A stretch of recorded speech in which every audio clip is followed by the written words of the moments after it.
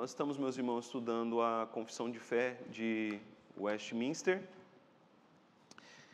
Eu recomendo a você que leia a Confissão de Fé. Semana passada nós falamos sobre a confissão, vimos o quanto ela é profunda, né? E agora nós estamos entrando no texto. Mas a Confissão de Fé, uma coisa que eu quero ressaltar aqui, é que ela tem vários temas, ela trabalha com vários temas. E alguns temas, eles são fáceis, de fácil compreensão. Outros temas são temas difíceis, nos quais é preciso realmente orar bastante, se debruçar bastante, porque são temas difíceis. Mas são todos temas que estão na palavra de Deus. E alguns temas, eles são pouco falados nas igrejas, porque realmente, como eu disse aqui, são temas difíceis. É igual a alguns textos da Bíblia. Alguns textos são pouco pregados. Por quê? Porque são textos muito difíceis. Mas nós vamos entrar e vamos estudar todos esses textos, se Deus permitir. Vamos ter, meus irmãos, mais uma oração, agora pela nossa lição. Eu vou pedir ao nosso irmão presbítero, diácono Auro, faça uma oração a Deus.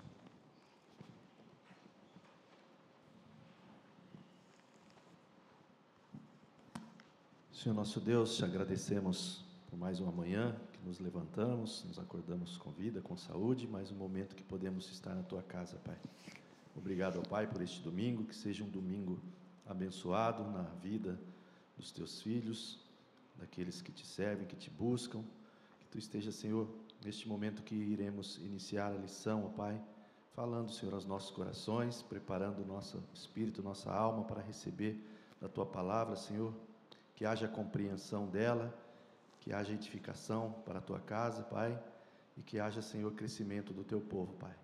Que a cada ensino, Senhor, feito nesta igreja, Senhor, possa realmente vir, ó Deus, do Teu trono de glória, Pai. Que possa ser inspirado pelo Teu Espírito Santo e que nós possamos entendê-lo, Senhor, e principalmente colocá-lo em prática no nosso dia a dia, Senhor. Nos orienta, nos guia, Senhor, e prepara para que recebamos a Tua lição e que ela seja transformadora nas nossas vidas, Pai, em nome de Jesus, amém. Amém. Meus irmãos, a Confissão de Fé, ela pode ser adquirida na editora Cultura Cristã. Acho que a Confissão de Fé, ela sem comentário, ela vai custar em torno aí de R$15, R$20. Tem as Confissões de Fé comentada. Essa daqui é uma delas, né? É um guia de estudos da Confissão de Fé, de Chad Van Dixhoorn. Um material muito bom também da editora Cultura Cristã. Tem outros materiais também, como de Charles Rod, muito bom material bem aprofundado, né? Comentário da Confissão de Fé. Você também pode baixar a Confissão de Fé gratuitamente no site da IPB, ipb.org.br, ou se colocar no Google lá, Confissão de Fé de Westminster, já vai aparecer a Confissão de Fé para você baixar em PDF, para que você possa estudar em casa, não ficar apenas aqui com as nossas lições. Na semana passada, meus irmãos, nós iniciamos então os estudos na Confissão de Fé, fizemos uma introdução no capítulo 1 e vimos de forma geral sobre a Confissão de Fé. Nos faltou um pouco mais, nos faltou aprofundar um pouco mais em alguns temas e também nos faltou ver os últimos parágrafos do capítulo de número 1. Então, é o que nós vamos fazer nessa manhã. Então, alguns pontos de aprofundamento. O capítulo de número 1, ele fala sobre, da confissão, ele fala a respeito das Escrituras Sagradas. Então, ele fala a respeito da Palavra de Deus. Então, uma coisa que nós vimos a semana passada é o quanto nós precisamos da Palavra de Deus e que a Palavra de Deus para nós são os 66 livros que nós temos registrados aqui. A Palavra de Deus, meus irmãos, ela é para nós uma revelação do próprio Deus para nós. Amém, queridos? Então, o que é a Bíblia, em termos gerais? A Bíblia é uma revelação do próprio Deus, da sua pessoa, de quem é Deus e também daquilo que Ele requer de nós. Então, biblicamente,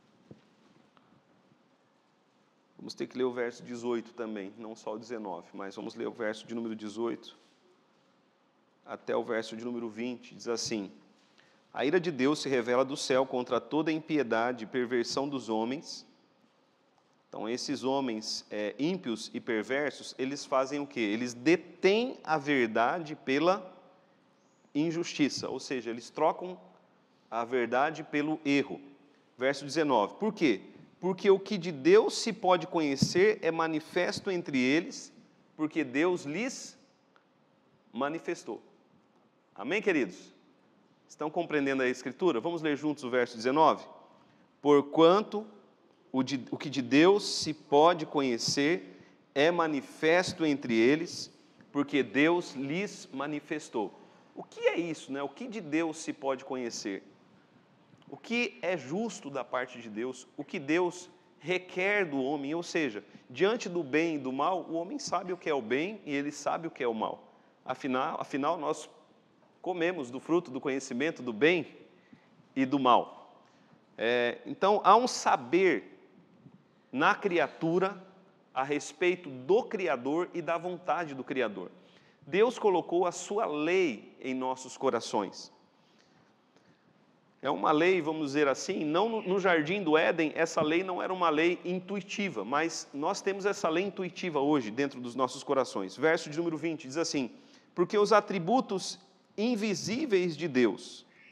O que são os atributos? São as qualidades do próprio Deus, do ser de Deus. Os atributos invisíveis de Deus, bem como o seu eterno poder, como também a sua própria divindade, claramente se reconhecem, ou são conhecidas, né, desde o princípio do mundo, sendo percebidos por meio das coisas que são, ou que foram, criadas. Então, por meio da criação, o ser humano sabe que existe um Criador.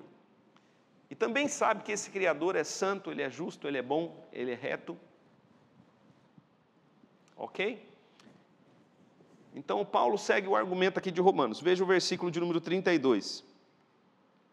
Ora, conhecendo eles a sentença de Deus, de que são passíveis de morte os que tais coisas praticam, não somente as fazem, como aprovam os que assim procedem. Então, segundo o argumento de Paulo, o ser humano, ele não apenas sabe que Deus é o Criador, mas sabe também que Deus há de julgar o mundo. Veja o capítulo de número 2, versículo de número 1. Porquanto és indesculpável, ó homem, quando julgas a quem quer que sejas, porque no que julgas a outro, a ti mesmo te condenas, pois praticas as próprias coisas que condenas. Aqui ele vai mostrando que o ser humano, ele sabe, ele tem aquela lei de Deus no seu coração, e ele se torna indesculpável quando ele vai contra essa lei. Versos 14 e 15 do capítulo 2. Quando, pois, os gentios, quem são os gentios? Os gentios, porque tem pessoas novas aqui nessa manhã, né? Quem não era judeu era considerado gentil, simples assim. Os judeus eram os conhecedores da lei especial de Deus, a lei que Deus deu a Moisés. E os gentios, o resto da humanidade que não tinha essa lei mosaica e que não estudava essa lei. Então, olha o que Paulo diz a respeito dos gentios, verso de número 14. Quando, pois, os gentios que não têm a lei escrita, procedem por natureza de conformidade com a lei, não tendo lei, servem eles de lei para si mesmos. Estes gentios mostram a norma da lei gravada no seu coração. Então, Deus, ele fez o quê? Deus, ele colocou a vontade dele dentro de nós. É por isso que no dia do julgamento final, nenhum ser humano vai poder dizer assim: ah, Senhor, eu não sabia. Deus vai dizer: não, você sabia. Todos vão ser julgados de maneira justa por Deus. Tanto que o versículo que nós lemos ali, o versículo do capítulo 1, diz que os homens, diante do tribunal de Deus, eles serão culpados, verso de número 20, capítulo 1, verso 20, a última frase. Diz que os homens, perante o tribunal de Deus, eles serão o quê? Indesculpáveis. né? Ou inexcusáveis, conforme tiver aí na sua tradução. Mas o fato é, ninguém vai poder se justificar diante do tribunal divino. Veja ali o verso de número 15 do capítulo 2. Eles mostram a norma da lei gravada no seu coração, testemunhando-lhes também a consciência e os seus pensamentos, mutuamente acusando-se ou se defendendo. Aí Paulo já vai para o último dia, né? No dia em que Deus, por meio de Cristo, julgar os segredos dos homens de conformidade com o meu evangelho. Então as pessoas, de uma forma geral, elas têm o conhecimento de Deus, elas têm o conhecimento da vontade de Deus, elas têm o conhecimento de que Deus julgará este mundo. O Salmo de número 19, que nós não vamos ler, nós já demos uma passada por ele semana passada, ele fala a respeito disso também. Então veja só, com base nisso, nós nunca devemos tentar provar a existência de Deus aos incrédulos. Meus irmãos, tentar argumentar a existência de Deus com o incrédulo é tentar argumentar o óbvio. A Bíblia, ela não tenta em nenhum lugar provar que Deus existe. Quem já leu toda a Bíblia sabe disso. A Bíblia parte do princípio da existência de Deus. Quando a gente lê lá Gênesis capítulo 1, versículo 1, lá diz o quê? No princípio, criou Deus os céus e a... Não tenta provar a existência de Deus, apenas diz, no princípio, criou Deus os céus e a terra. Então, nós não temos que ficar tentando provar a existência de Deus para os incrédulos. Eles sabem que Deus existe. Mas eles lutam dentro de si mesmo, como o apóstolo Paulo diz, nós lemos ali o versículo, eles lutam dentro de si mesmo contra essa existência de Deus. Para fazer os seus pecados, ou para viver nos seus pecados, eles lutam contra a lei de Deus que está dentro do seu próprio coração. Eles lutam contra a sua própria consciência. É interessante quando nós vamos conversar com pessoas que vivem em pecado.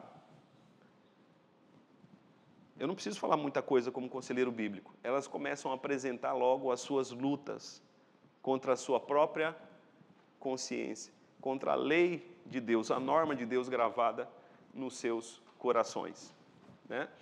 Então, quando nós tentar provar a existência de Deus aos incrédulos, veja ali, fazendo isso, estaríamos lembrando o que eles já sabem.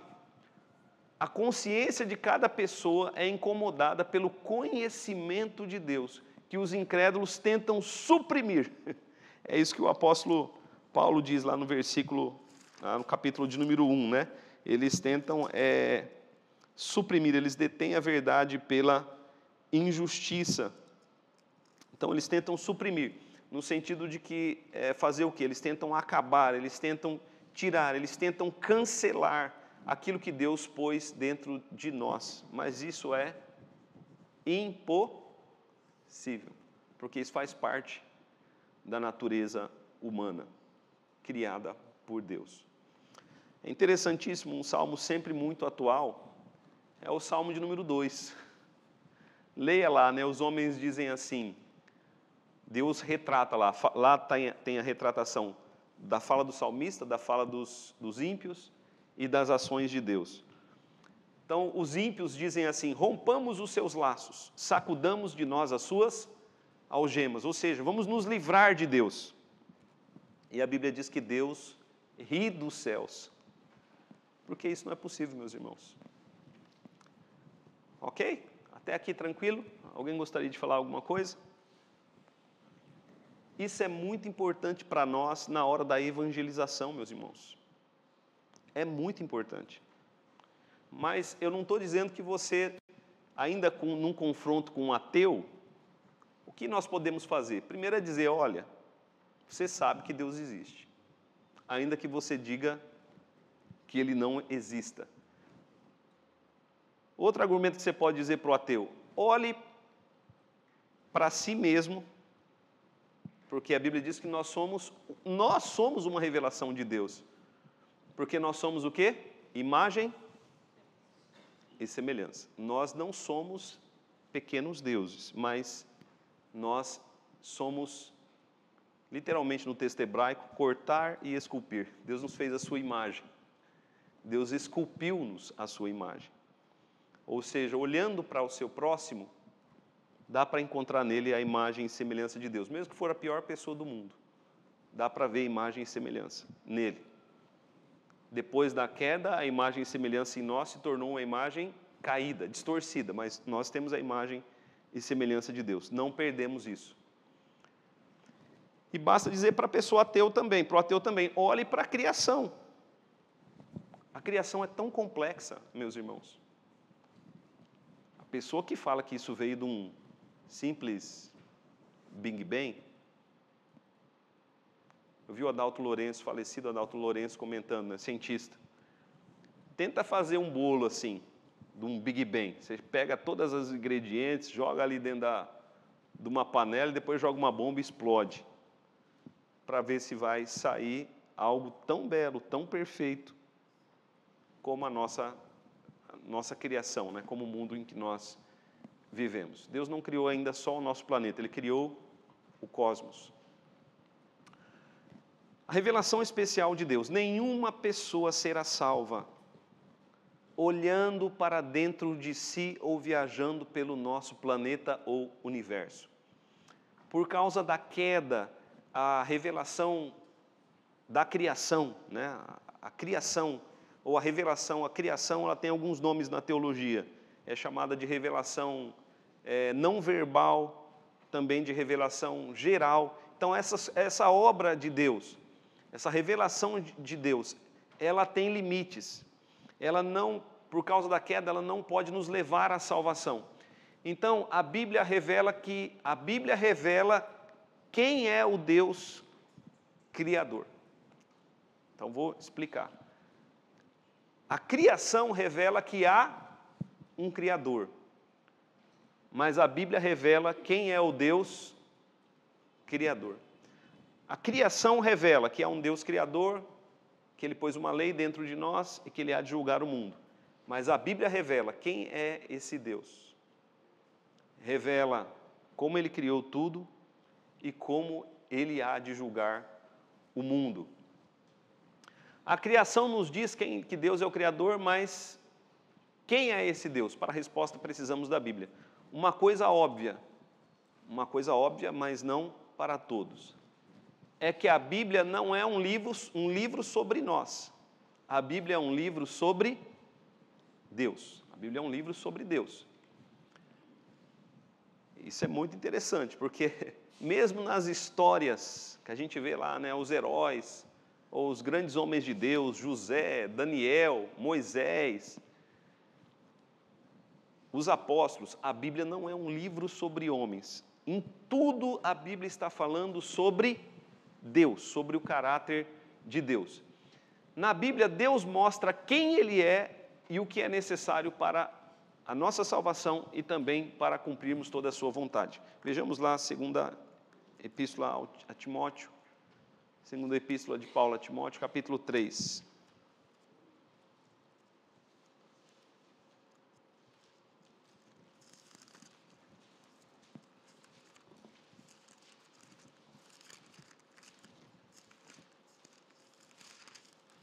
Segunda Timóteo, capítulo 3.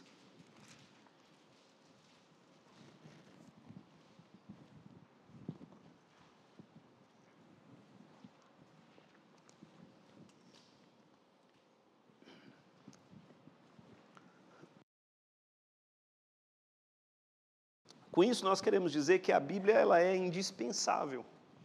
É por isso que Jesus disse, ide por todo o mundo e pregai o Evangelho a toda criatura. A Bíblia ela é para nós indispensável. Ela é indispensável para a nossa salvação. Antes da queda, nós não precisávamos da Bíblia. Deus nos visitava na viração do dia. Na eternidade, eu não sei se nós vamos ter a Bíblia lá, talvez sim, mas nós não vamos precisar da Bíblia, porque nós vamos ver, Jesus vai estar ali. O próprio Deus estará ali, né? O Deus Pai, Deus Filho, Deus Espírito Santo, ele estará ali. Falo ele no singular porque é uma triunidade, né? Então Deus estará ali. Nós seremos povo de Deus, diz Apocalipse. Ele estará no meio de nós. E interessante que quando nós fazemos um estudo aprofundado na teologia, nós vamos ver que nós conheceremos sobre Deus por toda a eternidade. Tão grande e tão profundo é esse Deus. Amém, igreja? Então veja só, sem a Bíblia ninguém chega ao conhecimento de Deus, e nem da salvação. Veja ali o verso de número 15, verso de números 14 a 17, nós vamos ler. Capítulo 3 de 2 Timóteo. Paulo falando a Timóteo: Tu, porém, permanece naquilo que aprendeste e de que foste inteiramente inteirado, sabendo de quem o aprendeste, e que desde a infância sabes as sagradas letras. Que coisa boa, né? Quando a pessoa desde a infância sabe as sagradas letras. Eu, desde a infância, fui aprendendo a Bíblia. Eu vejo a diferença quando a pessoa já chega com mais idade na igreja. A criança ela tem muita facilidade de aprender. E quantos pais não negligenciam isso? Levar os seus filhos à igreja ou ensinar-lhes a palavra de Deus. Eu tenho lido com Daniel, para quem não sabe, né, meu filho tem 8 anos, e eu tenho lido com ele o Novo Testamento. A mãe dele lê com ele outros textos lá, acho que o Velho Testamento, a confissão de fé, o catecismo, né? Já foi estudado com ele, o catecismo menor. Mas a criança, então vou lendo ali o Novo Testamento, tem coisa que é difícil. E eu vou lendo, e ele sempre aprende alguma coisa, guarda alguma coisa. Então a palavra ela vai entrando no coração da criança. Eu me lembro dos ensinamentos que eu recebi quando eu era criança. Fica guardado no coração. Então veja ali, que sabes e que desde a infância sabes as sagradas letras, que podem tornar-te sábio para quê? Para a salvação pela fé em Cristo Jesus. O que a criação não revela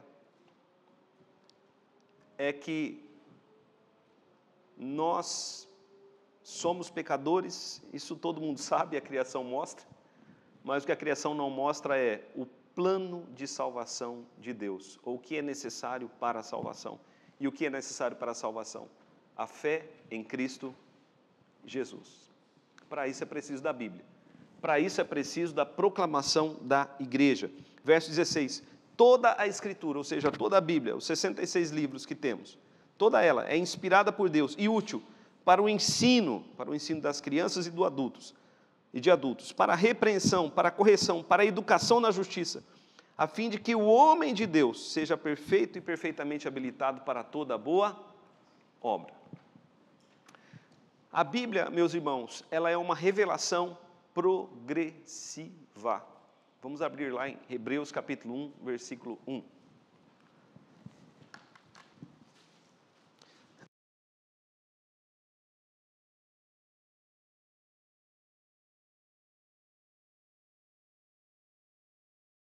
O que é uma revelação progressiva? Revelação progressiva é que Deus ele foi se revelando de diferentes formas durante a história, até chegar à revelação final, que foi em Jesus Cristo. Uma revelação progressiva. Então, Deus começou a sua revelação lá com Abraão. Então, nós temos a revelação que foi dada a Abraão. Claro, né, Deus se revelou antes também a outros, mas a história da nação de Deus, essa história começa lá com Abraão. Essa nação, ela é tipológica, ela tipifica um povo. Deus está formando um povo. Deus está formando uma nação para habitar no novo céu e na nova terra. E a revelação do próprio Deus e da história da salvação está na Bíblia. Nós podemos resumir a história bíblica em criação, redenção e consumação. Redenção é criação, Deus criou todas as coisas. Redenção, como Deus nos salvou. E consumação, o final da história, né? Como Deus nos levará e nos fará viver no novo céu e na nova terra. Agora olha só, nessa revelação progressiva, Deus não se revela mais ao seu povo por sonhos, visões ou profetas. Deus não se revela mais à igreja. Deus não tem uma mensagem para a igreja de uma forma geral, por sonhos, visões, revelações ou profetas. Você imagina um profeta dizendo assim: eu tenho uma palavra para a igreja de Deus, algo que vai direcionar o povo de Deus para um novo caminho, para um novo ápice. Meus irmãos, isso não será mais feito. Por quê? Veja aí o capítulo 1 de Hebreus, versículo de número 1, diz assim: havendo Deus outrora falado muitas vezes e de muitas maneiras aos pais pelos profetas, nesses últimos dias nos falou pelo Filho, a quem constituiu o herdeiro de todas as coisas, pelo qual também fez o universo. E é preciso tomar cuidado com essas revelações. Por quê? Porque o apóstolo Paulo fala lá em Gálatas: se alguém trouxer uma mensagem, uma palavra diferente daquilo que temos pregado, seja o quê? Anátema. E foi assim, através de revelações especiais, que surgiu o islamismo e que surgiram testemunhas mormons, né? Revelações especiais. Olha, Deus me deu uma visão. Apareceu um anjo, me trouxe uma mensagem. Agora nós já temos a mensagem, nós temos as Escrituras. Jesus disse: ide por todo o mundo e pregai o Evangelho a toda. O Evangelho já estava ali, já foi dado ao seu povo. Então, esses meios que foram antes usados não são mais usados e não são mais necessários, já não funcionam. Infelizmente, muitos se deixam guiar por profetas do presente, mas não se deixam guiar pela palavra de Deus. Já reparou isso? Tem gente que, não, fulano conhece a palavra de um monte de profeta, mas não conhece a Bíblia. Quem vai nos guiar é o que, queridos? A Bíblia. A Bíblia é para nós a palavra de Deus. Nossa regra de fé e prática. Acho interessante, pastor, vou em tal lugar porque lá tem uma pessoa que dá uma palavra. O que essa pessoa te disse? Isso aí não confere com as Escrituras, não. Eu já ouvi cada coisa. Meus irmãos, quem é Deus? O que Ele requer de nós? O que é necessário para a nossa salvação? Está tudo aqui. Está tudo escrito. Sabe o que falta? Falta vencer, às vezes, a preguiça de examinar as Escrituras. Examine as Escrituras.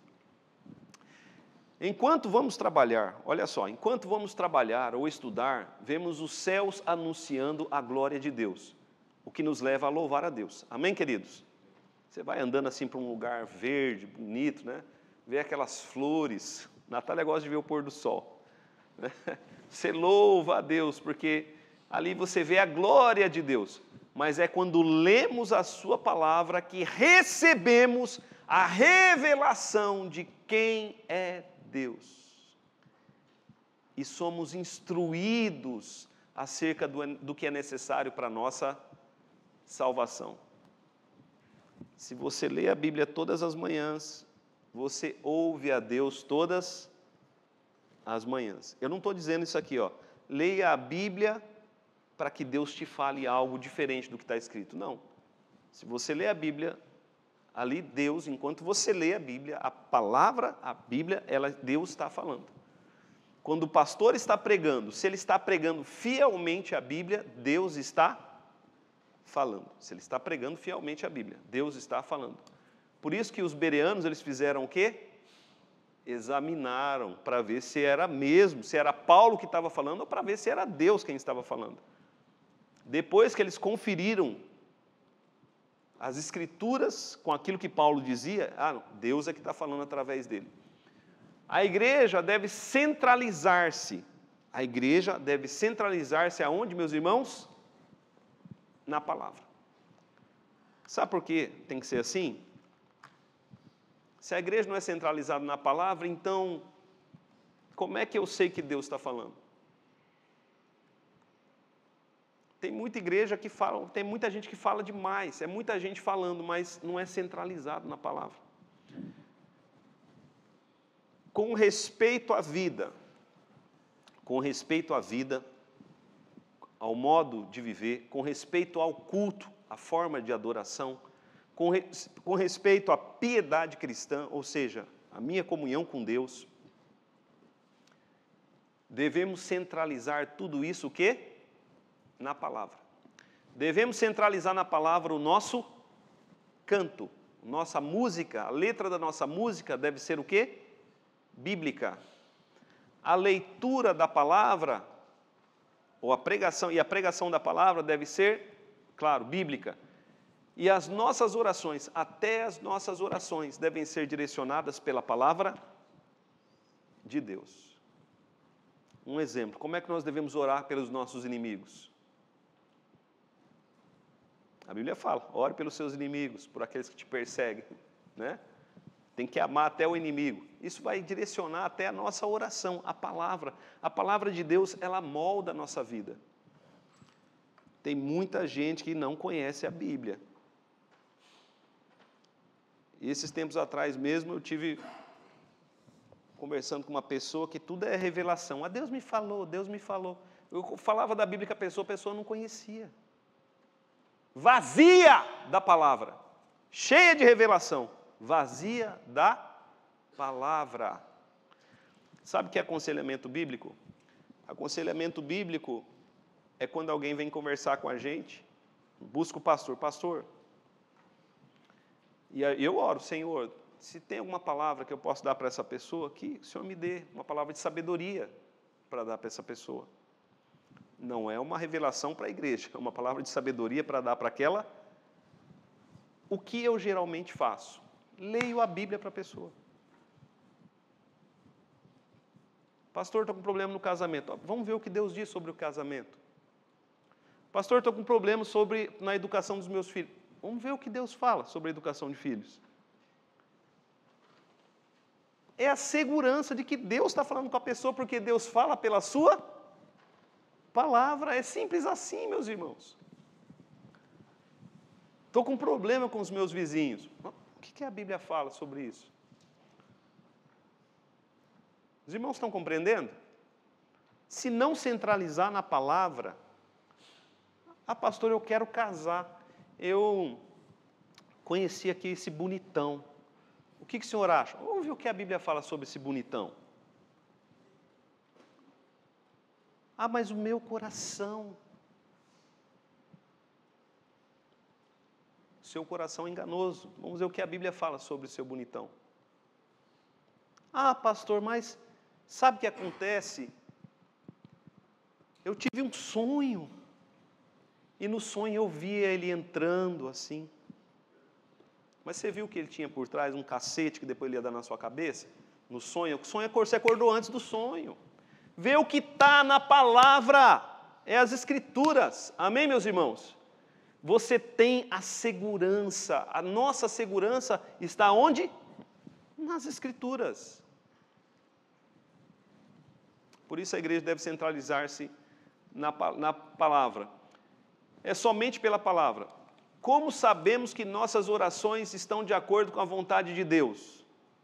Não é somente pela resposta, mas é pela palavra. Porque tem gente que diz assim, por que não é somente sobre a resposta? Porque as pessoas dizem assim, não, eu vou orar, se Deus der, é porque é da vontade dEle. Tipo assim, vou orar e vou deixar o acaso acontecer. Não, veja na palavra. Como sabemos que nosso canto agrada a Deus? Como sabemos que estamos no caminho certo que leva à salvação? Como sabemos que nossas ações estão de acordo com a vontade de Deus? Como sabemos? Pela palavra. Pastor, Deus me disse. né? Esteja aqui alguns exemplos. Deus me disse que Ele é o homem da minha vida. Como é que você pode me saber? Pela palavra. Deus me disse que eu devo me divorciar. Como você pode saber que foi Deus quem falou? Deus me disse que Deus fala pela sua palavra. Examine-a em aconselhamento bíblico, né? Nós lemos as Escrituras. A Bíblia ela é santa. A Bíblia ela é separada dos outros livros do mundo. Nada a ela se acrescenta e nada nela se tira. Aí nós temos as advertências, né?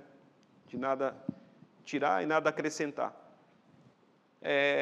O que a Bíblia não fala, Deuteronômio 29, 29, vamos abrir lá. O que a Bíblia não fala, nós não devemos especular. Que tem assuntos realmente que a Bíblia não fala sobre eles.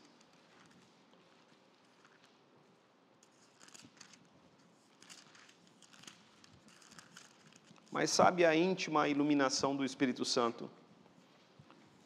Para tudo o Espírito Santo, ele nos orienta e nos ilumina, ele inclina o nosso coração à sua palavra. Deuteronômio 29, 29, vai dizer o que ali? As coisas encobertas pertencem ao Senhor nosso Deus, porém as reveladas nos pertencem a nós e aos nossos filhos, que nós devemos ensinar a eles a palavra, para sempre, para que cumpram toda a lei de Deus. Vamos ver lá, Hebreus capítulo 4, verso 12. Hebreus capítulo 4, verso 12. Porque a palavra de Deus, ela é viva. Amém, meus irmãos? Ela é viva e eficaz e mais cortante do que qualquer espada de dois gumes e penetra ao ponto de dividir a alma e espírito, juntas e medulas, é apta para discernir os pensamentos e propósitos do coração. Não há criatura que não seja manifesta na sua presença. Eu tenho certeza que quando você lê a Bíblia, Deus fala com você, porque a palavra de Deus, ela é viva. Você vai ler e Deus vai falar. Deus vai mostrar, Deus nos mostra quem somos pela sua palavra.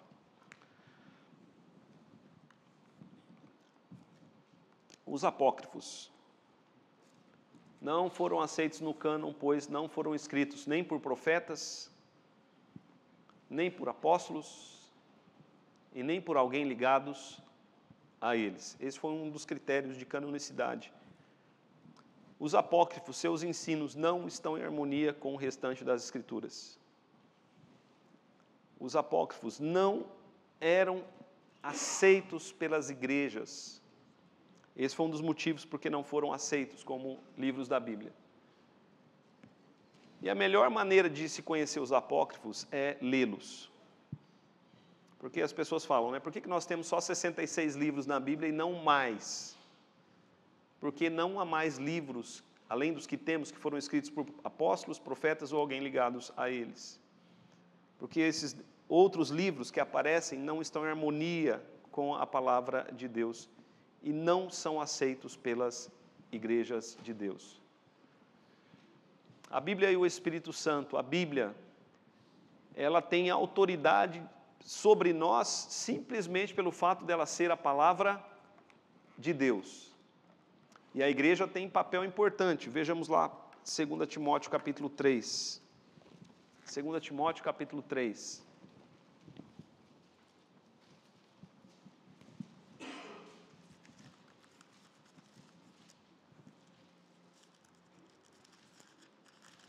Versículo de número 15. Texto que nós já lemos, né? 1 Timóteo, nós não lemos não. Estou lendo aqui 2 Timóteo. 1 Timóteo, capítulo 3, verso 15. A igreja, Paulo vai dizer aqui a Timóteo que a igreja, ela é coluna e baluarte da verdade. Ou seja, cabe à igreja sustentar ou manter a palavra de Deus através da fidelidade a Deus. Por causa da queda e do pecado, nós precisamos da operação interna do Espírito Santo. E o Espírito Santo, como que ele age no nosso coração? O Espírito Santo, ele fala ao nosso coração pela própria palavra de Deus. Sem a ação do Espírito Santo, as ovelhas não ouvirão a palavra de Deus. Por quê? A Bíblia diz que, por causa do pecado, nós nos tornamos mortos espiritualmente. E aí, quando a palavra de Deus é pregada, o que é necessário? Que o Espírito Santo, ele haja, convencendo o pecador das Escrituras, né? Ou da verdade das Escrituras. Ok, meus irmãos? Alguém quer falar alguma coisa? Nenhuma? Nada? Nenhuma pergunta?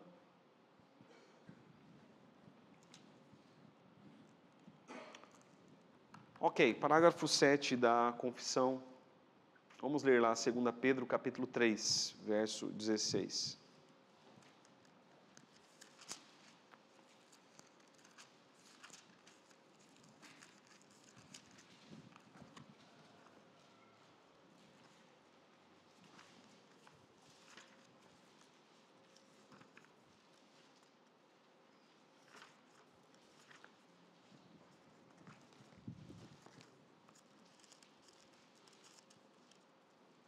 Segunda Pedro, capítulo 3, verso 16. Diz assim a palavra de Deus. Vamos ler o verso de número 14 até o 16 para dar sentido ao texto. Por essa razão, pois, amados, esperando essas coisas, empenhai-vos por serdes achados em Cristo em paz, sem mácula e irrepreensíveis, e tende por salvação a longanimidade do vosso Deus, como igualmente o vosso irmão Paulo vos escreveu, segundo a sabedoria que lhe foi dada. Ao falar acerca desses assuntos, como de fato costuma fazer em todas as suas epístolas, nas quais, há certas coisas difíceis de entender, que os ignorantes e instáveis deturpam, como também deturpam as demais escrituras para a própria destruição deles. Então, aqui, o apóstolo Pedro, ele nos diz o quê? Ele está citando o apóstolo Paulo. E ele fala que o apóstolo Paulo, em todas as suas epístolas, Paulo escreve o quê? Tem sempre alguma coisa difícil que o apóstolo Paulo escreveu lá, que não é fácil de entender.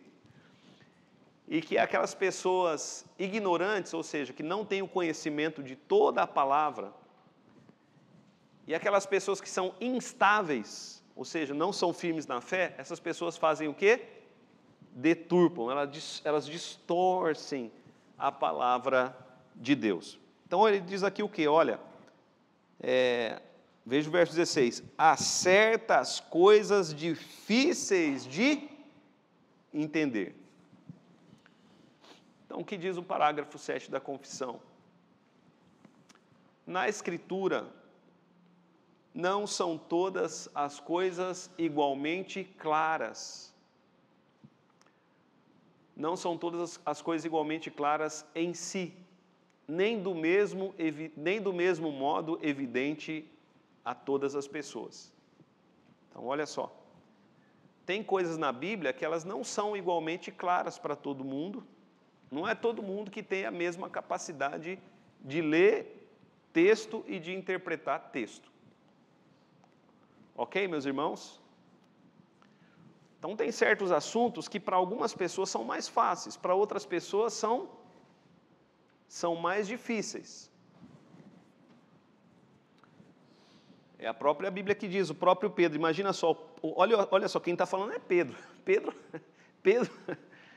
eu imagino Pedro lendo Paulo, ou ouvindo Paulo, e Pedro falando assim, rapaz, esse trem é difícil de entender. Né? E o próprio apóstolo Pedro quebrando a cabeça ali para entender o que Paulo estava querendo falar. Mas Pedro já reconhecia que o que Paulo dizia era a palavra vinda de Deus. Olha só, meus irmãos. Agora, todas as coisas que precisam ser obedecidas todas as coisas que precisamos crer e observar para a salvação, em um ou outro lugar das Escrituras, são claramente expostas e esclarecidas. Ok, queridos? Então, olha só, o que todas as pessoas precisam saber, as coisas básicas, que todas as pessoas precisam saber sobre Deus, sobre a salvação e sobre o que nós precisamos, sobre a nossa maneira de viver, está claro nas Escrituras. Em algum texto está claro nas Escrituras. De tal maneira, diz a confissão, que não apenas os doutores, né, mas ainda as pessoas mais simples, no devido uso né, dos meios ordinários, podem alcançar suficiente compreensão delas. Então, olha só, nós orientamos as pessoas, leiam a Bíblia. Ah, pastor, mas é difícil. Leia a Bíblia. É difícil, mas leia. Porque o que é necessário você saber sobre Deus para a sua salvação, você vai compreender. O que é difícil, aí, pergunta para o pastor, pergunta para os presbíteros.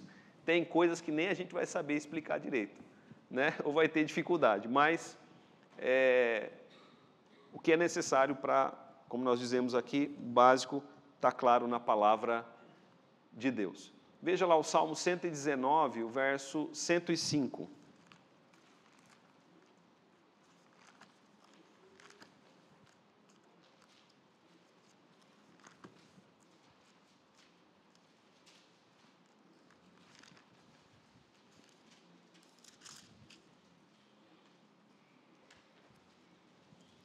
Salmo 119, verso 105.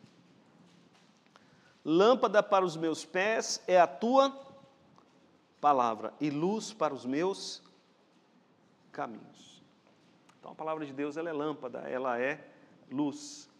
Atos capítulo 17, versículo 11.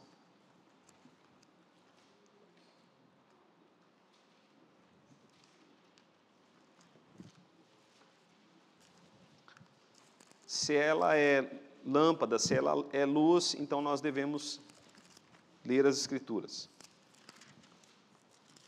Atos capítulo 17, versículo 11. Ora, estes de Bereia eram o quê? Mais nobres. Então, olha aqui para mim. Existem crentes não nobres, crentes nobres e crentes mais nobres. É a própria palavra de Deus que está dizendo. Quando a gente olha para Apocalipse, a gente vê que existem igrejas impuras, igrejas menos puras e igrejas mais puras. Tudo conforme a palavra de Deus. Agora, por que esses de Bereia eram mais nobres? E aí eu já deixo um desafio para você. Você quer ser mais nobre? Ah, não, tá bom. Quer ser mais nobre? Olha o que Paulo diz aqui. Olha o que o texto diz, né? O texto de Lucas. Quem escreveu Atos foi Lucas. Estes de Bereia eram mais nobres que os de Tessalônica, pois receberam a palavra de Deus com toda avidez, examinando as Escrituras, todos os dias, para ver se as coisas eram de fato. Os de Tessalônica, a ideia é que Paulo chegou lá, Paulo falou e eles falaram: que beleza, Paulo. Ficaram felizes, receberam a palavra. Sorte deles é que Paulo era um homem de Deus. Os de Bereia, Paulo, tá, nós vamos ver se o que você está falando aí é mesmo de Deus. Nós vamos examinar a palavra de Deus. Eu estava vendo sobre algumas heresias e a minha monografia minha monografia, né, de mestrado, ela foi sobre a cultura neopentecostal de milagres. E nos países, em alguns países como os Estados Unidos, em alguns países de cultura reformada, as heresias elas não avançam, elas começam e logo morrem. Mas no Brasil elas criam raízes profundas. Por quê? Porque a gente não examina as Escrituras. para ver se de fato é assim. Porque se nós examinarmos, muita coisa a gente vai, jogando fora. Ok? Então, nós precisamos examinar as Escrituras. Isso tem a ver com esforço. Quanto mais você se esforça, mais você compreende a palavra de Deus. Quando a confissão fala das coisas difíceis, que Pedro cita Paulo, né, sobre as coisas difíceis de entender não são coisas impossíveis de entender. O Velho Testamento, ele foi escrito em hebraico. Eu até ia trazer aqui os quadrinhos, mas eu acabei me esquecendo que eu tenho aqui, nesse hall aqui, quando eu fui para Israel, eu trouxe papiros, e um papiro está em hebraico e outro papiro está em grego. Então, o Antigo Testamento, ele foi escrito em hebraico, né? Língua vulgar do povo de Deus no Antigo Testamento. E o Novo Testamento foi escrito em grego, né? O grego koiné especialmente. A língua mais geralmente conhecida entre as nações no tempo em que ele foi escrito. Sendo inspirados imediatamente por Deus e pelo seu singular cuidado e providência, foram conservados puros em todos os séculos.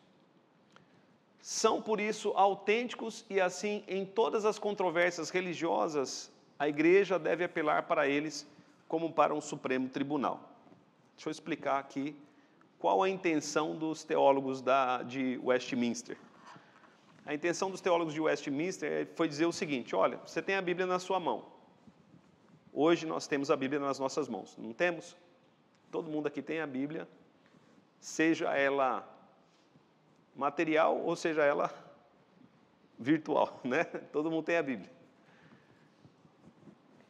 A Bíblia mesmo, para a gente falar assim, não, a Bíblia mesmo, ela é, para você ler a Bíblia na sua pureza, você tem que ler a Bíblia em hebraico ou em grego. Aí você vai estar lendo a Bíblia na sua pureza. Porque o que nós temos aqui é o quê? Uma tradução. Uma tradução, ela não é livre de interpretação, pelo contrário. O tradutor, ele tem lá 10 palavras, que ele tem uma palavra para escolher. Tem palavra que ele tem 10 palavras para escolher, uma para tradução. Então, ele faz uma escolha. O tradutor, ele faz, alguns textos, eles são interpretativos. Ele não tem uma palavra em português para aquela palavra. Então, por exemplo, quando a Bíblia diz que Deus se arrependeu, né, o tradutor tem que escolher uma palavra, porque Deus, em tese em si, não se arrepende. Os irmãos estão compreendendo? Nós já vamos falar sobre a nossa tradução. Nossa tradução não está errada. Inclusive, um pastor antigo do presbitério, o reverendo Eduardo Emerick, diz o seguinte: o pastor precisa saber mesmo o português. Precisa saber ler o português e interpretar texto, porque a nossa tradução ela é muito boa. Só que o vernáculo que nós chamamos, as línguas sagradas, a Bíblia mesmo, a Bíblia pura, ela está em grego, em hebraico, Antigo Testamento, grego, Novo Testamento. Então, numa controvérsia, vamos supor aqui que há uma briga na igreja. Uma briga na igreja sobre algum texto em que os irmãos dizem assim, não, esse texto diz isso, não, esse texto, eu tenho uma outra interpretação para esse texto. Como que nós vamos chegar à interpretação verdadeira? Tem que ir para o grego e para o hebraico. Por isso que no seminário se faz grego e hebraico. Embora eu não tenha aprendido bem, né? Vamos lá. Essas línguas, elas não podem ser conhecidas por todo o povo de Deus, é muito difícil. O povo de Deus tem direito e interesse nas Escrituras. O povo de Deus precisa ler e estudar a palavra de Deus. Então, a Bíblia, ela precisa ser traduzida para as línguas vulgares. Então, quando nós traduzimos, nós costumamos dizer que foi traduzida da língua original para a língua vulgar de todas as nações para onde a palavra de Deus chega, a fim de que a palavra de Deus possa ser propagada, né? E a palavra de Deus permaneça em nós, possamos adorar a Deus de modo aceitável, a possuirmos a paciência e o conforto das Escrituras. Agora aqui um ponto importante. A regra infalível de interpretação da Escritura é a própria Escritura. Amém, meus irmãos? Deixa eu te dizer. Deixa eu explicar para os irmãos. Como é que a gente interpreta um texto bíblico difícil? A partir de outros textos bíblicos mais fáceis, né? Então, veja ali. Portanto, quando houver questão sobre o verdadeiro ou pleno sentido de um texto, sentido que não é múltiplo, mas único, esse texto deve ser estudado e compreendido a partir de outros textos da Bíblia que falem mais claramente. Deixa eu dizer aqui uma coisa sobre a interpretação do texto bíblico.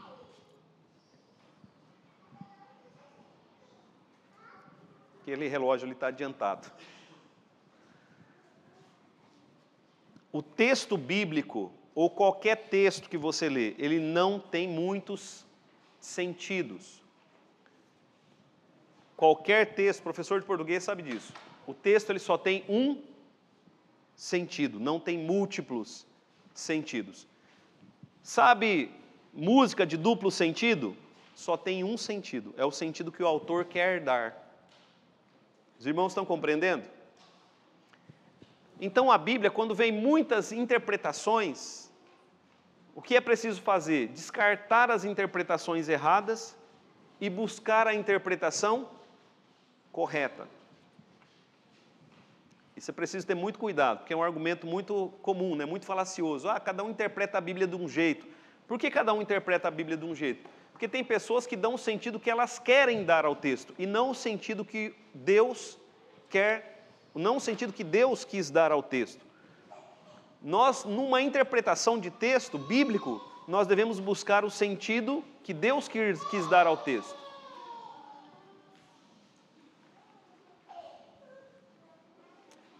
Bom, acho que acaba aqui, né, esse parágrafo.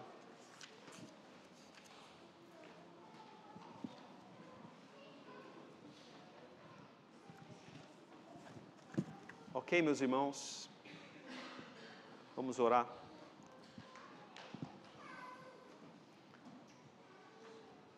Senhor nosso Deus, nós te louvamos, ó Pai, pela Tua palavra. Ouvimos aqui, Senhor, tantas coisas, estudamos tantas coisas a respeito da Tua palavra. A nossa oração, ó Deus Santíssimo, é para que a igreja seja centralizada na palavra. A nossa oração é para que o Senhor, pelo Teu Espírito Santo, fale aos nossos corações pela palavra e que a igreja seja avivada pelas Escrituras. É pela Tua palavra, Senhor, que vem o avivamento. Se queremos agradar ao Senhor, devemos examinar as Escrituras e obedecer às Escrituras. Se queremos ver pessoas salvas, precisamos pregar as Escrituras. Ó Deus amado, a igreja deve estar centralizada na palavra. Que nós assim, Pai, possamos observar a Tua palavra, amando-a, e com toda a avidez que venhamos a examiná-la como fizeram os bereanos. Que sejamos crentes mais nobres, ó Deus, não acomodados, que busquemos não o mais fácil, mas também o mais difícil para a nossa compreensão e crescimento. É em nome de Jesus que nós oramos e pedimos assim a Tua bênção a todo o Teu povo. Amém.